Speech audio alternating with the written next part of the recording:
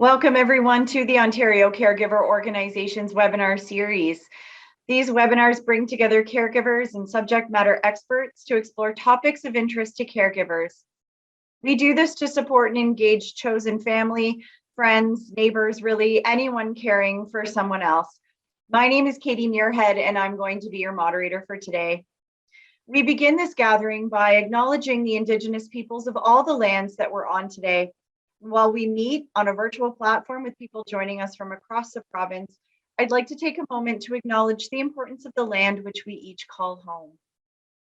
The land that I'm standing on today is the traditional territory of the Haudenosaunee and Anishinaabe peoples, many of whom continue to live and work here today.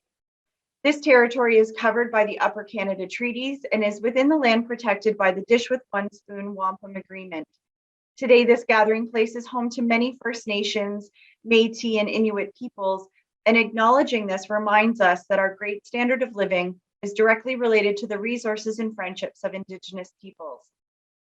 As team members at OCO, we are learning about the lands from which we work and exploring how we can be meaningful allies and how we can support the recommendations from the Truth and Reconciliation Commission. We do this to reaffirm our commitment and responsibility in improving relationships between nations and to improving our understanding of local Indigenous peoples and their cultures. We invite you to take a moment to reflect on the land where you are. And if you're not familiar with that, we will be sharing an interactive map that tells you which traditional territory your city or town sits on. And you can find that at native-land.ca. Our webinar today is called Pharmacist-Caregiver Connection, a Supportive Approach. And what perfect timing for this, as it is Pharmacy Appreciation Month. Today's pharmacists and pharmacies can offer much more than just information about medications. They remain an integral part of the overall healthcare picture, providing various supports and resources to the people in their communities. In our webinar today, we are going to do something a little bit different and provide a panel of pharmacists and caregivers. They're going to be joining us to talk about the valuable roles of pharmacies and pharmacists in providing care and supportive resources to both patients and caregivers in the community in different healthcare settings, such as primary care and long-term care. They're also going to talk a bit about how to build a relationship with your local pharmacy or pharmacist and how that can benefit caregivers in their role and their own self-care. So today we are joined by two pharmacists, Dr. Shelita Dattani and Angeline, along with two caregivers, Louise, Sullivan, and Rani, Sinanan. So welcome everyone. It's so great to have you with us today. So as I mentioned, we're going to do something different. We're not going to have slides to share. We're going to have a nice conversation. And I've got a bunch of questions lined up for everyone. Feel free, I'm going to point some of these questions to you individually, but if other folks have things they want to chime in on and add to, feel free to unmute yourselves and jump in. And again, folks in our audience, if you have questions throughout, please feel free to put those in the chat box and we will incorporate them as we can, or we will have some time at the end for questions and answers. So our first question, I'm going to invite Shelita to comment first. People typically think of pharmacies and pharmacists as the place where people go to fill prescriptions. I know that's something that I primarily use it for. Sometimes you can provide over-the-counter medications or sell other health and wellness related products. However, we know that there's so much more that can happen at a pharmacy or with a pharmacist. So can you tell us a little bit more about some of the healthcare services that are often available in pharmacies across Ontario that people may not know about? Sure, Katie, and I'd welcome my friend and colleague Angeline to chime in as well. But yeah, you're right. I mean, I think traditionally people have, for decades and centuries, thought about pharmacies as the place where you pick up your medications, they dispense and fill your medications. I think most people know that, pharmacists or pharmacy teams will talk to you about your medications. They'll educate you on them. They may recommend over-the-counter medications or different things that you need. But now I think people are, especially in the last 2 years, but But for the last 10 or 12 years in Ontario now, a lot of people get their flu shots at their pharmacy. So I think most people know that a pharmacy is a great place to get a flu shot. And certainly pre-COVID, it's also a very accessible and convenient place for you or your loved one to go and get a flu shot. So pharmacists in Ontario can now give flu shots to anybody over the age of 2. So they're often immunizing whole families, kids, mom, grandma, they tend to have those sort of long-term relationships with families. But we also know now that pharmacists and pharmacy teams can give additional vaccines. Many people in Ontario got their COVID vaccines at their pharmacy, whether it was their first shot, their second shot, their booster. Many people went in and just talked to their pharmacy teams before vaccines were even available. They were a great source of information and have really become sort of places of kind of public health support now. So I think people are realizing that that we think of pharmacies as community health hubs, and we often talk about that as pharmacists amongst ourselves. But I really think that what I hear sometimes when I drop my daughter off at hockey or even on Facebook is that, this really different experience that people are starting to see. In addition to vaccines, many of you have probably gone in and been offered a medication review, or a meds check is what it's called in Ontario, from your pharmacist, where your pharmacist can sit down, talk to you about all of your medications, and then identify potential gaps there. Maybe they need to suggest a change to your doctor, and maybe they can make a change to your medication therapy themselves. Maybe they're identifying at that point, after they talk to you, that, oh, I haven't had my pneumonia vaccine, or I'm due for a shingles vaccine now. So there's lots of opportunities when you sit down and maybe even make an appointment with your pharmacist to get a lot of good dialogue done and identify, what you can do in the journey. I mean, there's a lot more that I can say, but I'm going to open it up to Angeline and see if she wants to add a few more things. Yeah, sure. Thanks, Shelly. I know in community pharmacies, there are so many services now that we can offer that didn't used to be there when I first graduated and when I first started practicing. So I think as a pharmacist, when I think about the opportunity that I have to be able to care for my patient more wholly, and look at sort of like all the different services. So for example, smoking cessation programs, being able to provide sort of point of care testing. I don't know if anybody has gone into a pharmacy and gotten their COVID test done at a pharmacy, but being able to provide testing, all of these different services that are now available at a pharmacy, I think are new for a lot of people, and certainly continue to grow, and as more pharmacies begin to adopt some of these services and be able to offer them. So definitely exciting times, I think, being a pharmacist myself, and then being able to translate that scope and that expanded scope to patients and the care that we provide. I love that there's this great opportunity to go in and have a dialogue or have a conversation and really dig into some of those things that maybe as patients or caregivers, we don't think about for our loved ones or for ourselves. When I know, like, I go in and I just fill a prescription and I walk away. But it's great to know that I can come in and set a time or an appointment, or if it's not busy, maybe chat with the pharmacist a bit more to understand not only that medication, but other things that might support me. Like you're saying, oh, I didn't even know there was a shingles vaccine. When should I take this? Who's eligible? These sorts of things. So I think that's really helpful to know that you're there and you're accessible to expand on some of that knowledge that maybe we wouldn't get at our family doctor's office or discharging from hospital or things like that. So that's wonderful.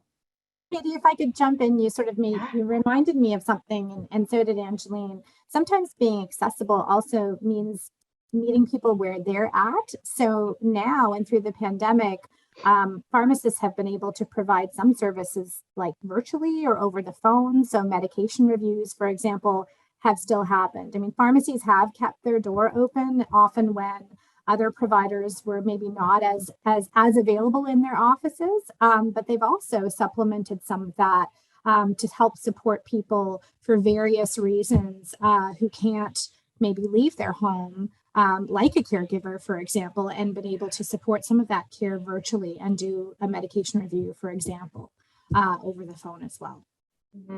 I love that. Thank you for mentioning that, because it is difficult sometimes for caregivers to carve out time and space and set an appointment that maybe they can't see their family doctor for a few weeks, but they just have one question they want answered about a medication today or in the next day or so. And that's a really great resource to know that we can maybe set a phone call or pop into that pharmacy and ask those questions. And that's really what you're there for. So you can support that and support the overall healthcare system in the process. That's wonderful. Thank you. So our next question, maybe Angeline, I'll get you to start us off with this one.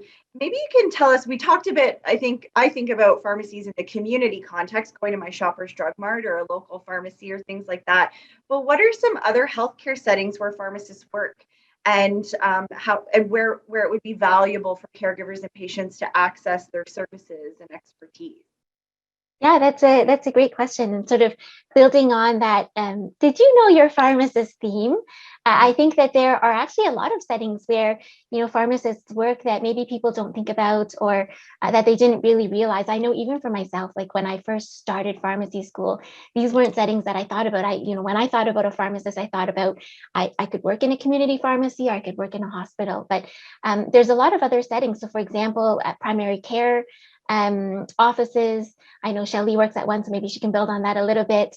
At long-term care and retirement homes, and even the patient's home themselves. So like Shelly was mentioning, either that virtual option, or for individuals who maybe require home care, and they might have like physical or cognitive limitations that prevent them from being able to go to a specific setting. So for example, it's really difficult for them to go to the pharmacy. They might actually be eligible for that meds check service that Shelly mentioned at their home. So the pharmacist could actually go into their home, do that very comprehensive medication review with them. In addition to that, they would do sort of like a medicine cabinet cleanup. So they would look at the medications that they're on. If there are any medications that are unused, or I don't know, I'm definitely guilty of having medications expired in my cabinet. They can actually take those with them and dispose of them properly at the pharmacy. So that's an example of where that pharmacist can really come to you and in a different setting that they can work in. The other example would be primary care. I don't know if maybe Shelly wants to build on that a little bit, but there are pharmacists who are employed in a family health team, who you could maybe make an appointment with to go see. And as part of that appointment, you could sit down with the pharmacist. They can counsel you. They can provide services like smoking cessation, or monitor your drug therapy for people who are on a little bit more complex of medication therapy, stuff like that. And then the last setting that I think I can think of would be in long-term care and retirement homes. So typically these homes are serviced by like a contracted pharmacy service provider. So what that means is that pharmacy will then dispense and deliver all the medications to these homes. And then in addition to that, there's actually a consultant pharmacist who will go on site. So they'll actually physically go to the home. They'll work with that care team on staff. So like the doctor, the nurse, the physiotherapist, the social worker, the dietitian, etc., as part of that team to make recommendations, help look at like that care plan for the patient, and then also work like directly with the patients, the residents families, to make sure that the recommendations that they're making, those care plans, are the most appropriate for them. So yeah, like when I think about these settings, the one thing I have in common, sort of reiterating what Shelly was talking about, is that they happen at the point where that patient or that resident needs the care. So that concept of patient-centered care is so important, because it's not easy to navigate the health system sometimes. And I think as caregivers, you probably know that, like there's so many places and pieces and people that come together to impact this care plan. And so, being able to provide that care right where they need it and when they need it is I think, so critical to really effective patient care. Yeah, I don't know, Shelly, if you wanted to build on any of like the primary care team pieces. Sure. Oh, I think Angeline made some really great points. And I hope what some people also took away from what Angeline said is that pharmacists are part of bigger teams everywhere they work. So whether they work in long-term care environments like Angeline, or whether, they work in primary care team environments. Every Thursday morning, I work at a family health team here just a little bit west of Ottawa where I live, and it's a fairly rural community. And yes, I have begun. I have been doing virtual care just like the physicians in the practice. So I'll do phone calls with patients, but I have people coming in to see me tomorrow, and I might manage their therapy for that they might be taking, like certain blood thinners that they're taking. I adjust their doses. I might actually be authorizing a prescription or an authorization for cannabis for medical purposes. A lot of older patients are using cannabis now. What I do a lot is I engage with the community pharmacists in the area. And so there's also an important team within the same profession. So I might be calling that person's local community pharmacist who sees them a lot more than I do to ask them maybe about their adherence, to ask questions about their other medication therapy, maybe challenges that patient is having. And I usually get a really, really important perspective from that community pharmacist that I can bring into my care as a family health team pharmacist. So I think not just the care within what we call the interdisciplinary team, so the pharmacists interacting with the doctors and the nurses and the dietitians, whether they're working together in a sort of the same building, or whether it's a community pharmacist working with the doctors and nurses and other folks in their community. There's also an opportunity for pharmacists to act at transitions in care and work with each other. So if I'm working with a community pharmacist, or maybe Angeline is in the community and she's just received a big discharge prescription from somebody who's just come out of the hospital, and those can be pretty complicated, right, Angeline? So maybe the hospital pharmacist and the community pharmacist work together to make sure that transition in care for that patient as they leave the hospital and go back home is as seamless as possible, because that's when actually people are really vulnerable to maybe a medication error, a change, or some confusion in what happened in that transition. And that's where pharmacists at different touch points of the healthcare system can come together to support that patient, like Angeline said, where they are, but keeping them in their home and keeping them where they want to be, and circling care around them. So I know that was a lot, but I hope it gave you guys an idea of all of the different places that pharmacists work and that you might interact with them. And maybe actually just circling back to the caregiver role there, I think that it's why it's so important to really lean on these caregivers, and why, I think it's important for a caregiver to identify themselves. When I think about those transitions in care, and for me, I used to work in long-term care, I actually found it really helpful when someone would come and tell me that I'm the caregiver for this person, because it's a great source of information, especially, for those transition points where somebody is going into a long-term care facility, or they're going into a retirement home for the first time, and they have to transition all their records. We have to do what we call a medication reconciliation. So we look at, what were they on before? Why were they on these things? Does it make sense for them to continue to be on these things? We got to get all new orders for them at the home by the home physician. And it gives you so much better of an understanding for that patient to be able to talk to their caregiver, as opposed to just that record or that piece of paper with their medication list. In terms of making sure that you've got the best plan possible for that patient. And then beyond that, it's always nice just to develop relationships with these people. And it helps me to appreciate sort of the very important role and that they play, and the challenges that they can encounter. So for me, being on this panel and this webinar, getting to know Rani and Louise and their stories has been a good reminder for that appreciation for them, and the commitment and the sacrifices that they make, I think. Thank you. I have a follow-up question regarding that, because I love all of the things that you're saying about meeting people where they're at and working directly, with the caregiver, or if there's a patient that doesn't have a caregiver, which usually isn't the case, but chatting with those people directly, and coordinating with all of these other team members, so if there's a transition plan. And I'm wondering, for example, if there's a discharge from hospital to community and we're dealing with hospital pharmacy going to community pharmacy, is it that the two pharmacists are connecting with one another to coordinate and, clarify if there's questions, or who sort of leads that transition? And maybe there's multiple answers, I'm not sure. Yeah, I mean, I can start, Angeline, if you like. Just from my experience as a hospital pharmacist, it's actually a challenge that I would love to see, I would love to see addressed with like a commitment between providers. So in the ideal situation, and I've had this happen on both sides, a hospital pharmacist calls a community pharmacist to discuss a discharge prescription, as Angeline was mentioning. There's a medication reconciliation process that occurs at every transition of care. So at emerge, if a patient's coming in, wonderful to have a caregiver, because often how the patient is taking a medication is sometimes different from what's actually on the bottle. So the caregiver can help with that.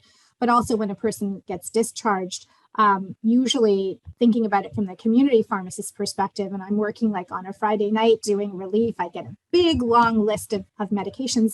And then there's a question I have, or there's something that doesn't really fit right. And sometimes it's hard to find the person who might have written that discharge prescription because it's an internist at the hospital or maybe an emerge doc. So when I do have a relationship with that hospital pharmacist, it is really a great opportunity to make sure that the two people who are really stewarding the medication use at two different points of the healthcare system are encircling that patient with the best sort of plan. So there are a variety of models and ways that this is done. Sometimes, it's just a fax or something that goes back to the primary care physician.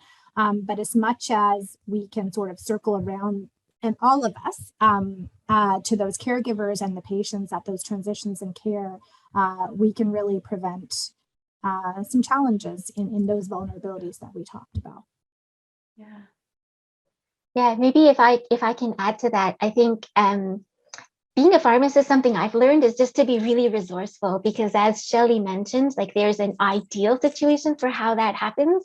And then there's the Friday night, I'm stuck and I can't get a hold of anybody situation. And that's when you really have to use your professional judgment, your skills, your clinical expertise to help make some of those decisions. Like, okay, I can see that this is a new prescription. I see you used to be on this. And I don't know, like what happened in between here, because I think I'm missing some pieces and I can't find the people to give me those answers for those missing pieces. So what do we do to make sure that you are not at risk as my patient? And, what are the next steps to take? And when there's a caregiver involved, how do we make sure we have that follow-up, that continual process to make sure that when we have those answers, when we know for sure, we're on the right track. So there's sort of that ideal, and then there's the reality sometimes of the challenges. So for me, one of those things that it underscores is, I think, the importance of, and I know it's not always possible to go to the same pharmacy, but the importance of that relationship that you have, and going to the same pharmacy if possible, so that they have a history of what it looked like before you went to the hospital. Because if you imagine like going to a new pharmacy, and I think a lot of the times, sometimes patients are surprised when I say, look, I don't know what you got at that pharmacy. I can't see that record. Because they think that like I would be able to see all of that, but for privacy reasons and electronic health records is a whole probably different webinar and a whole other hour to talk about. But I can't see it if you went to another pharmacy most of the time. And so having that complete record and having that relationship and sort of knowing and having that trust there is so important for situations like that.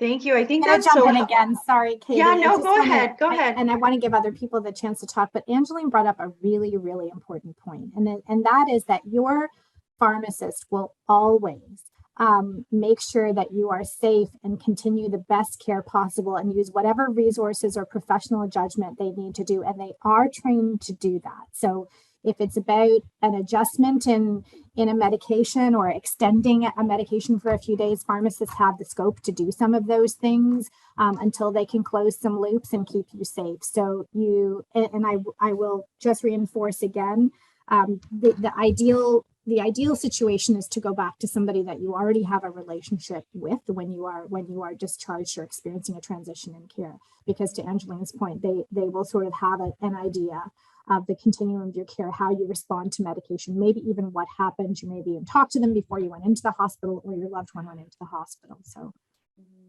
no, I thank you. That's really helpful to know, and a great reminder for us, to maybe try to be consistent where we can in staying with the same pharmacy to build that relationship, but also to have that trust and history that's available. And we know that caregivers are balancing and juggling so many things all at once. So it's great to know that as pharmacists, you're going to work within your own teams as much as you can to sort of troubleshoot and ensure that the right medications and the right dosage and all of those details are being taken care of, so that the caregivers don't necessarily have to make 10 different phone calls about a new medication when they're already managing so very much. So thank you. That's really, really helpful.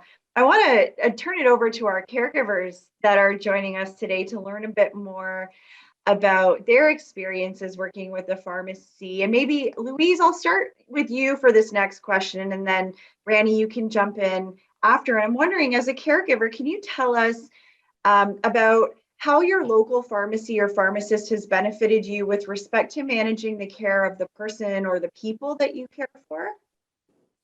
Yes, I was very lucky to have a good relationship with our pharmacist. And my husband's stroke was 7 years ago, right out of the blue. And it was an ischemic stroke, and he's right side affected and has severe aphasia.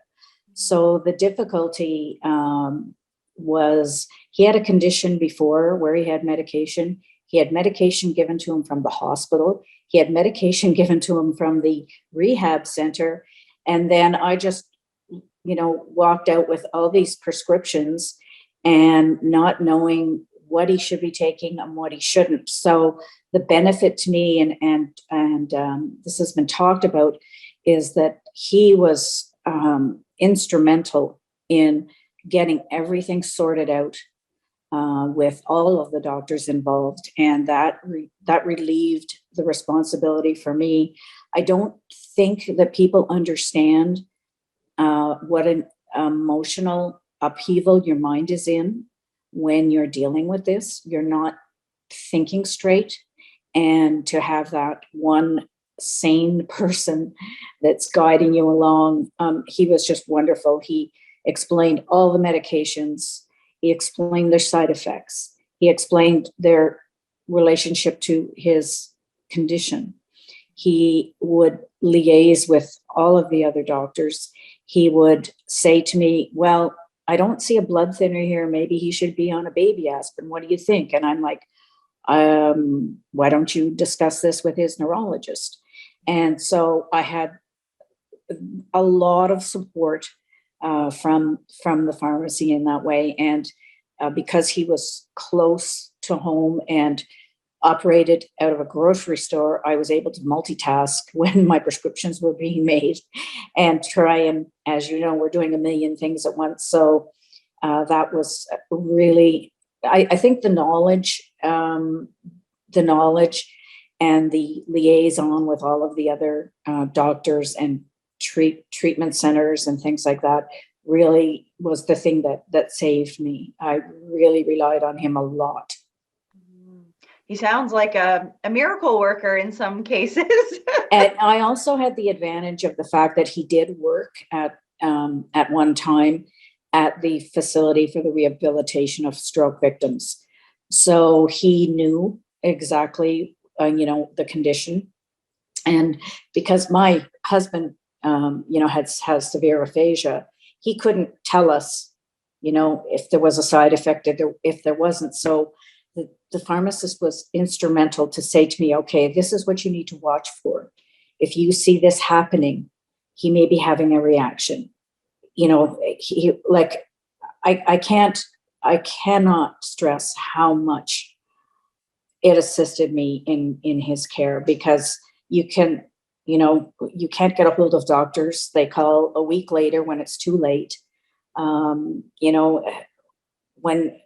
there's an issue with a reaction, they were the first people I reached out to. So I can't, and the relationship aspect, I can't also say it's so beneficial to have that relationship with the pharmacist. I was lucky to have it prior, but it was so much more important that I had it when my husband had a stroke. Thank you. That's really helpful to get, that firsthand experience. Rani, I'm wondering if you want to jump in and share a bit about your experience with the pharmacy in respect to the person you're caring for. Yeah, and I'm so sorry if I start to tear up here, because I am truly passionate about this, and I would not be where I am without the support of our pharmacy and pharmacist team, and caregiving for my parents. Like so many great points were brought up by Shelly and Angeline and even Louise about the relationship, and the importance of that relationship with your pharmacy and your pharmacist, and how it can help you care for the people that you're caring for. I just want to touch on one important point. When my mom transitioned out of the hospital after being in for a week, and we were sent home with so many prescriptions, and actually the prescriptions went to the local community care center, and there were just so many confusing things going on. I really relied on our pharmacist to kind of help us navigate through the, through figuring out what medication was for what side effects to look out for. I always read the pamphlets that the medications came with, just because I wanted to kind of have an idea of any possible side effects to look out for.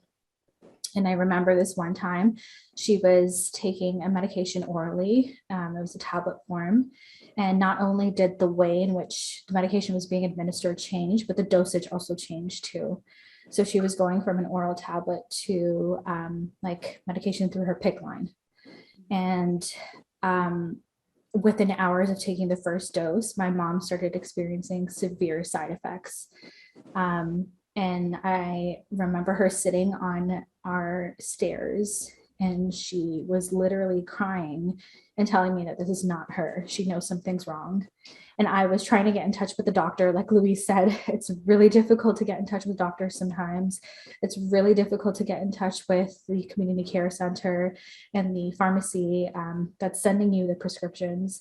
Even the primary home care nurse, she was off for her shift. And most of the time you have to leave a voicemail for the nursing services, the community nursing community center. So I quickly picked up the phone and I called our pharmacist and I said, something's wrong.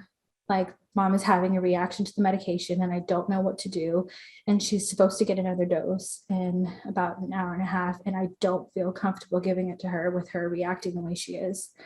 So, like our pharmacists are saviors, like Louise said. They literally, talked to me through the whole situation very calmly and very level-headed, which I was so thankful for.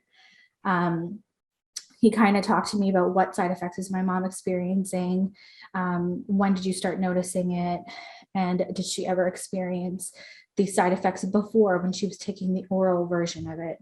And I explained, I responded to him in an appropriate manner. And he said to me, then this is something that she probably should not get the next dose of before the side effects got worse. So the ability to communicate with the pharmacist, the ability to have that relationship with them, I think is so huge, so important in the overall care. And it's not just for the patient. And that's something as a caregiver, I learned. It's not just for the benefit of the patient. It's also for the benefit of me too. Yeah. I feel a sense of comfort knowing that I can reach out to somebody who has this type of knowledge and who can guide me and help me understand these medications better, because let's be real, medications are very confusing sometimes. Yeah. And it can be really difficult to pick up on what is a side effect and what is not a side effect. So I think it's so important to have this relationship with your pharmacy and your pharmacists. And I just want to say thank you so much. And we appreciate you all so much for everything that you do for us. Yeah. Happy Pharmacy Awareness Month. Thank you, Rani and Louise. Thank you for sharing your personal stories and how it's impacted you. And I think it just helps me and probably our audience and others realize that there's so much more that you can do and access with a pharmacist. Caregivers are always feeling like we have to be the experts in everything, and medications are complicated. They're scary. You don't know what side effects, you don't know about contraindications, how they're going to react with one another. And we didn't go to school for this as caregivers. So it's great to know that there are these experts that are so accessible and so available to us to support us in our caregiving role and the people that we're caring for. And you touched a little bit, Rani, about how it's not just for the people, your parents that you're caring for, but it's also helped you as a caregiver. And maybe I'll start with you since you started the question. Can you maybe share a little bit about how your relationship with your pharmacy and pharmacist also helped you in promoting your own health and well-being as a caregiver? Yeah. I often told my parents after becoming their caregiver that you have to stop looking at me as your daughter and start looking at me as your caregiver. Because even if it meant having to wake me up throughout the night, and I kind of put my role as a human being on the back burner. And I'm so sorry, I did not expect this to happen. It's okay.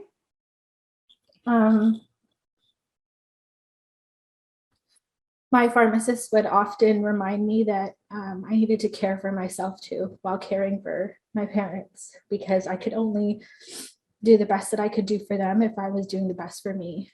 And so sometimes being able to go to the pharmacy was actually a break.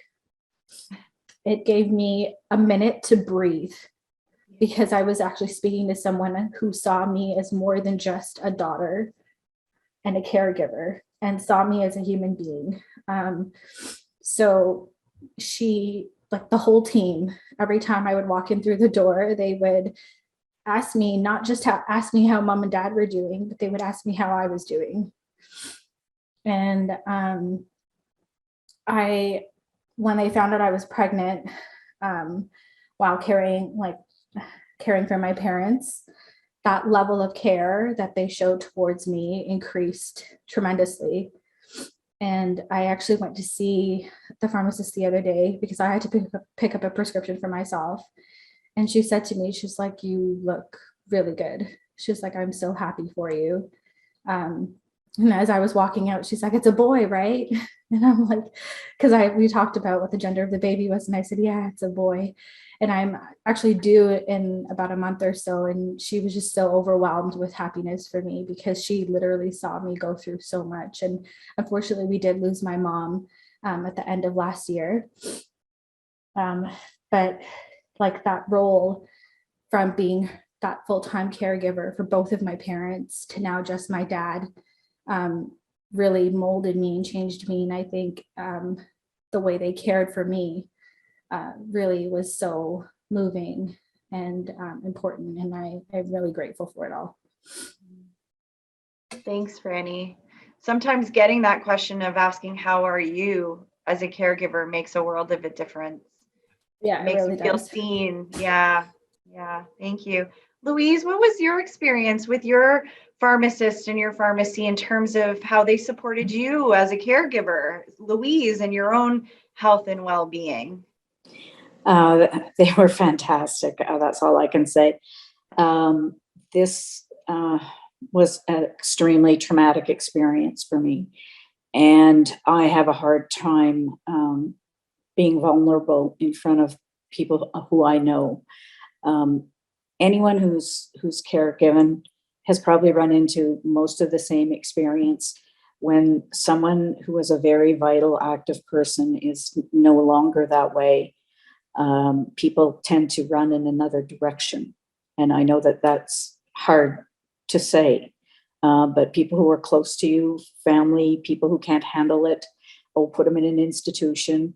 I would go to the pharmacist and he would just allow me to, go in the back room and just sob my eyes out, because that was the only place I could do it. They would get me a cup of tea or a cup of coffee. He also recognized that, I needed some sort of medication because I was not going to go through this. My doctor refused to put me on any kind of antidepressant. He said it was a situational depression and I shouldn't be on medication. But I was not functioning. I just wasn't. So I had already had an existing anxiety issue. So luckily I did have medication for that, but the pharmacist was, the person who recognized that it's gone from, trauma to depression. And that because I'm the only person helping this man, I have to be on my game. And so he was able to persuade my doctor to, prescribe an antidepressant that would help me get through. He was also very helpful. I had a very strange situation because I hired a cleaner to clean our home. I didn't realize she was pilfering my husband's narcotics. And we all thought I was going crazy because I would get his dose, which was only 30 pills at a time. And every time I went to fill his dosettes or, his pill things, and I'd be short, and he and I are the only ones in the house not thinking of her. And they would say to me, well, what are you doing when you get home? Like, maybe we should put them in a different type of packaging. And I just couldn't figure it out until I figured out, with the large amount of money missing from my purse and just dawning on going to the cabinet and seeing half of his tramadol missing and half of his Tylenol 3s completely depleted. And he helped me with the statement that I had to give to the police. And so, he went beyond his role, and he always, wanted to know how I was first. He always celebrated all the victories that Mike had. And, as the years have gone by, I bring Mike over and Mike is speaking more now. So he's just a treasured ally in my toolbox. Yeah. And I wouldn't have gotten through this without him. They sound like, for both of you, that it's more than, a service provider. It's also sort of becomes this like closer knit community or friend almost, like a trusted professional that you can speak to. And as you build those relationships, you can really get to know one another a bit more, and they're able to have a bit more insight into you as a caregiver. And like Rani said, maybe they recognize, like, today you're looking great. Because of that consistency. Or Louise, how are you sleeping? Are things going okay? If you come in and you're looking a little less alert than maybe normally. So I think that's wonderful that with those consistent visits, the same pharmacy, the same pharmacist, you start to really build a solid foundation and rapport. Yes, I agree. We have an ongoing problem with Mike with his post-stroke pain. It has not abated in the 7 years. And, it's a puzzle that we're trying to work on what the best solution is. Because, over time with this medication, you just, worry that there's going to be, damage done by certain, heavier medications. And he kind of gives some suggestions as to, why don't we cut back on this and maybe go on a nerve, different medications. So that was helpful also, that I could bring to his doctor. And actually his doctor didn't ever question what the pharmacist said. He right away implemented his plan. So I was lucky there too. That's great. I just wanted to add to what Louise was talking about as well, and what you mentioned too, Katie. One thing that I think I did for sure before becoming a caregiver was take for granted the importance of the pharmacist and the pharmacy in my life. And I think a lot of people tend to do that now, despite having gone through COVID. And I think it's something that people really need to reevaluate the importance and the role that the pharmacist and the pharmacies can play in your life. Don't take it for granted. You know, it's so important that you find out more information, not just for yourself, but for your family as well. If you've got children, you know, or you've got elderly people that you're taking care of, speak to your pharmacy and your pharmacist, you know, like find out more information about the medication that they're taking, because there's so much to learn from them. And I think it's so underrated, and it's so important that we appreciate them in something like this that can be shared. It's a great forum to talk about this type of stuff. So yeah.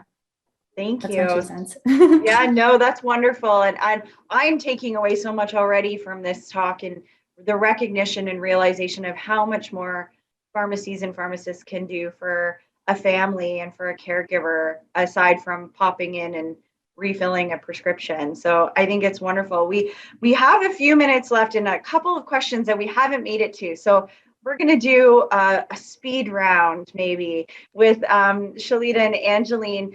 I'm wondering, maybe Shelita, we'll get you to start with this next question. What are some of those key benefits to accessing various care services at your local pharmacy instead of from, say, other professionals? And we've talked about some of those already, but I don't know if you want to maybe highlight some of those key takeaways about where there's benefit for pharmacy access versus, you know, waiting to check in with your GP or things along those lines. Well, I think Rani and Louise have said it all. But I do think there's a couple of things that I heard that really pulled at my heartstrings that I think really are important takeaways. And, you know, Rani, when you said, gosh, I had tears in my eyes when you said I had to tell my parents not to think of me as a daughter and think of me as a caregiver. But then when you went into your pharmacy, they thought of you as a human being first. It reminded me of what Angeline said about really a pharmacist taking care of that whole person. Louise, you went in the back and had a cup of tea in the counseling room. That's what pharmacists do. So the words safety came to mind for me, that your pharmacy can be a safe, trusted place. And the trust is maybe not just between you, the caregiver, the person you're caring for, and the pharmacist, but Louise, you said it, like those pharmacists also have relationships with the physicians that might not be quite as easy to access all the time, or you may not see all the time. So they can be a care navigator. And because of the trusted relationship they have with those physicians, they can intervene and get things figured out. Whether you're trying to navigate between 6 different prescriptions from a cardiologist, a neurologist, an oncologist, that pharmacist can be a bit of the glue and put all that together, and usually has some relationships with those people as well to help you. But they see you more. So I think that's the other piece, right? Is even if physicians' offices were fully open and they were back and we never had COVID in the first place, pharmacists still see people in their community 10 times more than they see their family physician. So family physicians are really, really important primary care providers. They really pull it all together. But Angeline and I will talk about pharmacists being primary care providers too. And I hope that the last 45 minutes has shown you how they really are. They help in that primary care of that person and the person who's caring for them. So I would encourage you to ask questions, to just go and visit, even if you're not on any medication, just get to know the pharmacy in your community, because chances are that at some point, as Rani said, you may have to use them for something simple. If you're younger, you may not utilize your pharmacist all that much, but know that they're there for you and your whole family, and they're available to you. So I think that's probably the biggest pearl I took away from this, and that I would offer back. Yeah. And maybe just a reminder that it's not just about, like you said, it's not just about prescription medications, but over-the-counter medications, supplements, and all of those things. Sometimes we're doing all of these all at once, especially when a patient has a complex profile. And pharmacists are so great about being able to share with you all of the benefits and challenges that may come with mixing or just only taking supplements. It doesn't just have to be prescription medications as well. It's also about kind of screening that you may need something else. So whether they're saying, let's take your blood pressure because have you had your blood pressure checked lately? Oh, I don't have a visit with my doctor for 2 months. Or in Louise's case, I see you every 2 weeks or every 3 weeks. I know that this is not a situational issue. You've gone from trauma to depression, and I can identify that because I have these frequent touch points. So pharmacists play that role of being able to, as we talked about at the outset, being a bit of a public health hub. And that just doesn't mean vaccines. That means maybe screening for things like blood pressure, screening for mental health, identifying or referring to other resources if they do believe you need help. And so one other thing that I feel I have to say, because Louise mentioned it, is another opportunity, what we call sort of the harm reduction that you can get at your pharmacy is you can get naloxone kits. So that's, if you have somebody that you're caring for who is on prescription opioid medication, diversion can happen pretty easily, not just if it's somebody, unfortunately, in your case, Louise, pilfering medication from you, but somebody who has taken too much by accident. And this happens with people who are on prescribed opioids. Remember to keep a naloxone kit at home, and your pharmacist and your pharmacy team can offer you either the injections or the nasal spray, and they will train you on how to do it. And they can give you 2 of those at a time, and then they can give you replacement kits as well when they expire. So I think that's just another important opportunity for leveraging your local pharmacy as well. Great points, Shelita. Thank you. Angeline, did you want to jump in with any thoughts around that? No, I think maybe a little bit of like forward looking, listening to the conversation. I know pharmacists can spend hours talking about extended scope and I know we're on speed round time, so I just will maybe add a few things in terms of like forward looking, Sure. because that's really what I do in my role at the Ontario Pharmacists Association, is advocate for the profession and talk about expanded scope and what more can we do. And I think listening to Rani and Louise's stories about the experiences they've had, they've been so touching. Honestly, I've been like emotional listening to it. And it makes me really excited to think about like what more can we do, because it's great that we can do all these things. I'm so happy to hear these stories that they've shared with us. But in Ontario, we're actually advocating for pharmacists to actually be able to do more. Like when I think about the fact that patients see their pharmacist up to 10 or 12 times or whatever it is more frequently than any other healthcare provider, there are these convenient access points, and yet we probably lag behind every province in Canada in terms of scope, like things like minor ailments. So in 8 out of 10 provinces, you can actually go to the pharmacist if you have like eczema or pink eye or like an uncomplicated UTI, and they can see you. Like that would be your first point of access. They can assess you, they can treat you. You don't have to make an appointment with your doctor or go to an ER or a clinic or whatever it is to get treated. And we don't have that in Ontario. We've been advocating for it. We're hopeful that it'll happen in the near future. But I think the fact that, like we know 95% of people live within 5 kilometers of a pharmacy. They're so easy to access. People are busy. They lead really busy lives as caregivers. I'm sure there's so much that you have to navigate, appointments that happen within this very fixed window. Pharmacies are open all the time, late hours, on the weekends, on holidays. So having that greater access to care, and with the backlog that the pandemic has created in terms of like services, allowing pharmacies to do these, like to see these low acuity situations like minor ailments, be able to administer publicly funded vaccines. Like right now, I know Shelly talked about the flu vaccines, COVID vaccines. We can't administer any other publicly funded vaccine, which is so silly. Like if you wanted to pay for a Shingrix vaccine or a shingles vaccine, you can go into the pharmacy, they can dispense it, they can administer it, you'd have to pay for it. But if you're eligible for the publicly funded version, you'd have to go to your doctor and get it through that channel, because we can't access that publicly funded supply. So those are things that we're advocating for, that like we really think pharmacists can be able to do more for patients and be that health hub and provide those services that we already have the skills, the knowledge, and the expertise to do. And then the last thing I just wanted to touch on that's forward looking, because Shelly talked a little bit about the testing, I think is really cool. It's really exciting. There have been regulatory amendments made for that'll come into effect July 1st for pharmacy professionals to be able to do point of care testing. So that means like being able to administer a test right then and there at the pharmacy. You would get the result within minutes for like certain things like glucose, your HbA1c, which is like a measure of your glucose, like your sugar levels over the last 3 months.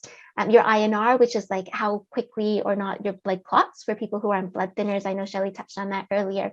Things like your lipids for anybody who's on cholesterol. So these tools that will become available for pharmacists to be able to better manage their patients on medications, as well as patients access that convenient care, is really exciting to me. So I just thought I'd add a couple of those things. Thank you. And it sounds really exciting. You know, we always try to think as caregivers, how can we streamline our jobs? Yeah. And if it's great to be able, if we're already like, you know, I think Louise mentioned, my pharmacy's at my grocery store. I go in, I get my stuff done, I get my groceries. Yeah. Imagine if we could do some of these other things that you're sharing, Angeline, at the same time. It would be such a time saver and far more efficient for some of our caregivers and patients that are just really strapped for time or travel or don't have that capacity to, you know, drive all over the town, or if they live in a rural community, they make one trip instead of multiple. Yeah. So very exciting to think of all these wonderful opportunities. And thank you as pharmacies and pharmacists for advocating for that, because it not only benefits all of you, but certainly the patients and the caregivers. So we're at almost at time, but we do have a question that came through our chat box. And I'll read it. So hopefully it makes sense. I understand there's a special group that looks into all the meds a patient is taken, and they can come to conclusion, like put into categories, whether it's good, not good, keep, eliminate. But they don't know the name or the term for this group that specializes in this. Is this something that rings a bell? And if so, can you share what that name or that group is called? I guess it's more of a Shelita or Angeline question, I think. Yeah, I'm not sure of a specific group. I think based on Shelly's reaction, maybe not either, but that process itself is usually called a medication reconciliation process, or a BPMH, the best possible medication history. So there's usually a team of people who will do this. So it may be a pharmacist, it may be a nurse. In different settings, it can be a little bit different. But certainly pharmacists are a big piece of that work that gets done, where they look at the medications that you're on and they decide, like, well, not they decide, but they assess whether or not like it's appropriate for you to continue. So I know in long-term care, when I did this, there would be like a list, a checkbox list of like continue, discontinue, or hold. And then I would consolidate that whole list of everything you're on, including herbal supplements, OTCs, like over-the-counters and prescription items. And then be like, are you still taking this? How are you taking this? Are you taking it according to like what this label says? Are you doing something different? So that whole process is something that typically happens on most transitions in care. So if you go to a hospital, if you are admitted to a long-term care home, when you come back from a pharmacy, when you come back into the community, so that discharge process, that's like a process that will happen as part of that transition. So I'm not sure if maybe that's what we're referring to here, but I don't know if that helps answer the question. And Shelly, if I mean, I think you put it well. And there's something called deprescribing, where a lot of pharmacists, but also some services in hospitals, like I think of even here in Ottawa at some of the sort of like we have a Jerry Day Hospital, for example, where they will look, and I do this as a pharmacist too in primary care. When I'm looking at medications, I want to be able to justify everything that patient's on and try to reduce the pill burden if it doesn't have to be there. And for most of you, you know, the people that you love probably have a significant pill burden. So that's an important role that pharmacists and other providers can play and are all playing. So that's really important.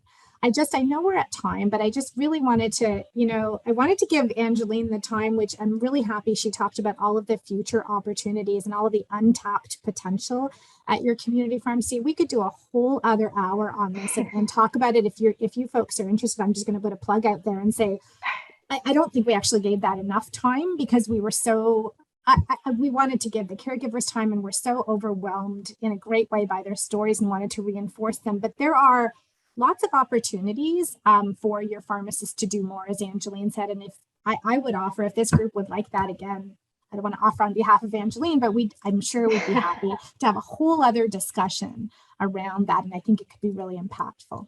Yeah, thanks, Shelly. I think you're right. There's a lot more to unpack, and it sounds like a lot more work is happening on your end as pharmacists and advocating for expanding care and capacity at pharmacies. And we would invite you to keep us in the loop as things progress and as new things come to play. And we're always looking for additional webinar topics, and we've been known to do part 2s of things as well. Right. So there could be opportunity down the line to do some more and digging in. But we are just over time, and I do want to thank every one of you for joining us today.